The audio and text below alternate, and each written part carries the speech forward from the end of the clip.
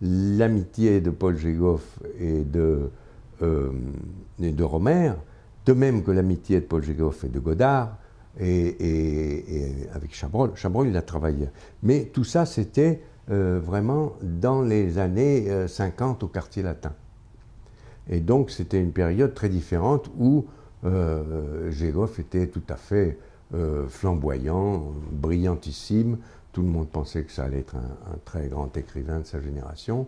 Et il savait tout sur tout. Il était d'une culture totale. Et donc Rohmer était très impressionné parce qu'il voyait que chaque fois que Géghoff lui recommandait quelque chose, il voyait qu'il avait un goût imparable et qu'il avait raison et que s'il fallait lire ça, que c'était ça qui était intéressant. Et bien sûr, alors la musique, tous doivent leur culture musicale à Géghoff. Et donc, Géghoff leur parlait des derniers quatuors de Beethoven, il leur expliquait exactement qu'est-ce que ça voulait dire, comment, quelles émotions, comment il y avait toutes les émotions humaines. Il leur parlait de Mozart d'une manière magnifique. Et donc, ils ont été très influencés par la musique encore plus que tout. Et puis, bien sûr, par un côté un petit peu anarchiste et rebelle. Et donc, lui, Rohmer, ça l'amusait qu'il y ait des gens dont d'autres gens peuvent dire du mal, mais qui sont très intéressants. Oui, évidemment, un type qui tombe toutes les filles comme ça, avec tant de facilité, c'était sidérant pour lui.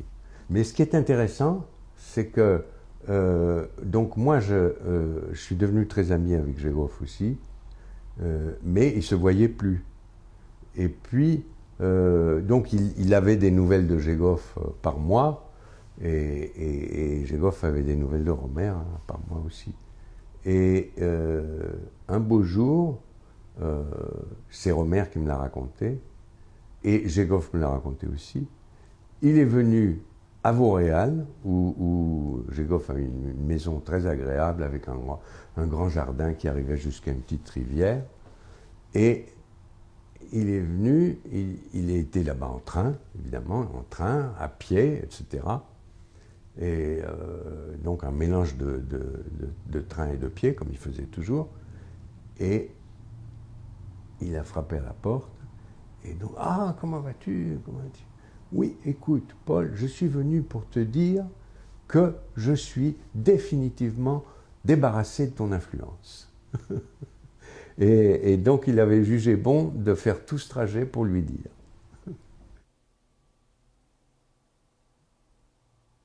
C'était mon ami à l'époque, et donc il a tout de suite été intéressé par elle parce qu'elle avait une qualité très, très attachante. Et évidemment, elle était parfaite pour le rôle. Et parce que elle n'était pas vraiment belle, mais elle était en même temps tout à fait irrésistible. Et on pouvait très bien imaginer que quelqu'un comme elle, à la fin, ce soit elle qui gagne, quoi. Et puis après, il a choisi à droite et à gauche parmi mes amis, comme il fait toujours. Il a toujours fait. Une fois qu'il a un groupe de personnes, il commence à voir dans ce groupe qui peut servir à quoi, sur le plan du casting. Oui. Catherine C, donc, dit « Ah, moi je connais un type, parce qu'il disait « Vous connaissez des gens qui pourraient être comme ça ?» Elle dit « Ah, moi je connais un type, oui, il était en prison d'ailleurs, et il a peur de rien, mais il est très intelligent, et... Bon, il était en prison, pourquoi? Même parce qu'il était de l'OAS. Rohmer a dit, ça m'intéresse. Et donc, là, il l'a rencontré, bien sûr, et ça se confirmait. Mais déjà, il avait un préjugé positif. Et l'autre, c'était un jeune garçon qui devait être dans ma classe au lycée, et qui était très beau, et voilà. Ce qui se passait, c'est que on n'avait tellement pas de budget que, évidemment, on ne pouvait pas payer pour des figurants et on ne pouvait pas non plus payer pour les cafés des figurants. Donc on prenait des copains en disant, si ça ne t'ennuie pas, tu viens, tu t'assieds à cette table-là, et tu nous donnes quelques heures de ton temps à rester là, à boire un café. C'est comme ça qu'on avait des figurants qui étaient raccords, et donc on se débrouillait comme ça. Bien sûr, en faisant une seule prise à chaque fois. C'est-à-dire que, oui, c'est toujours cette fameuse histoire de Rohmer, vous devez la rencontrer quelque part, c'est que il avait fait un film, je ne sais pas si c'était Bérénice, qui devait faire, je ne sais pas quelle est la durée, mais la durée de la pellicule qu'il avait utilisée était inférieure à la durée du film. C'est-à-dire qu'il avait utilisé les quelques amorces en plus que la maison Kodak, dont la maison Kodak faisait cadeau, parce que c'était des choses qui se perdaient. Donc il avait vraiment tout utilisé, y compris des trucs que le fabricant pensait, bon ben ça, ils vont perdre, on ne va pas leur charger. Et puis après, ben, c'est devenu un style, c'est-à-dire on répète. Et puis il y a la pression de la prise unique. Et on obtient la magie de la première prise. Et si on a bien répété, si on a bien, hein, on arrive à une prise qu'on n'a pas besoin de refaire pour des raisons techniques et qui a une fraîcheur unique. Et celui qui fait ça aujourd'hui, c'est Clint Eastwood. Clint Eastwood, il va même plus loin. Il filme secrètement des répétitions. On dit on fait une répétition pour de vrai juste avant de faire la première.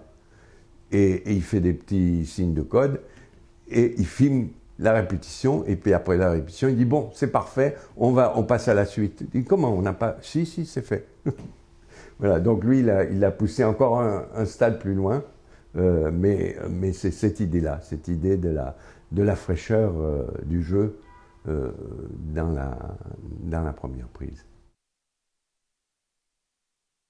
Vous m'avez demandé d'apporter un objet. Avec Rohmer, on ne s'échangeait pas beaucoup d'objets. Bon, il m'a donné ce livre. C'est un livre d'Alain, qui était son penseur préféré. Et je pense qu'il m'a donné ça parce que je lui parlais beaucoup de Sioran. Et donc, c'était un peu une espèce d'antidote.